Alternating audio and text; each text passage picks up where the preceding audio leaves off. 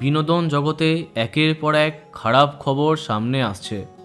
কদিন আগে স্বস্তিকা ঘোষ শুটিং চলাকালীন অসুস্থ হয়ে চিকিৎসকের কাছে দৌড়ান। এবার শুটিং চলাকালীন হঠাৎই অসুস্থ হয়ে মাটিতে লুটিয়ে পড়লেন জনপ্রিয় ধারাবাহিক ভাবিজি ঘর पर है খ্যাত অভিনেতা আসিফ শেখ। हम लोग, ইয়েস বস, গুলশানবার প্রভৃতি জনপ্রিয় হিন্দি ধারাবাহিকে বেশ প্রধান চরিত্রে তিনি কাজ করেছেন। অন্যদিকে তার ঝুলিতে আছে করণ অর্জুন, প্যার কিয়া তো ডরনা কেয়া, এক ফুল তিন কাঁটে, বোম্বে টু গোয়া প্রভৃতি জনপ্রিয় সিনেমা।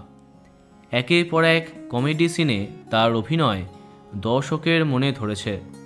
সম্প্রতি অভিনেতা আসিফ শেখ দেরাদুনে একটি ধারাবাহিকের জন্য শুটিং করছিলেন। একটি ফাইট সিনে কাজ করবার সময় তার শরীর প্রচণ্ড খারাপ হয়ে যায়। শুটিং চলাকালীন মাটিতে লুটিয়ে পড়লেন তিনি। তারপরে কাজ বন্ধ করে তাকে তড়িঘড়ি হসপিটালে নিয়ে যাওয়া হয়। পরে মুম্বাইতে তাকে ফিরিয়ে আনা হয়। 60 বছর বয়সী এই অভিনেতার এমন খবরে সবাই চিন্তায় পড়ে যায়। জানা যাচ্ছে বর্তমানে তিনি একটু সুস্থ আছেন। বন্ধুরা, ভিডিওটি এইটুকুই।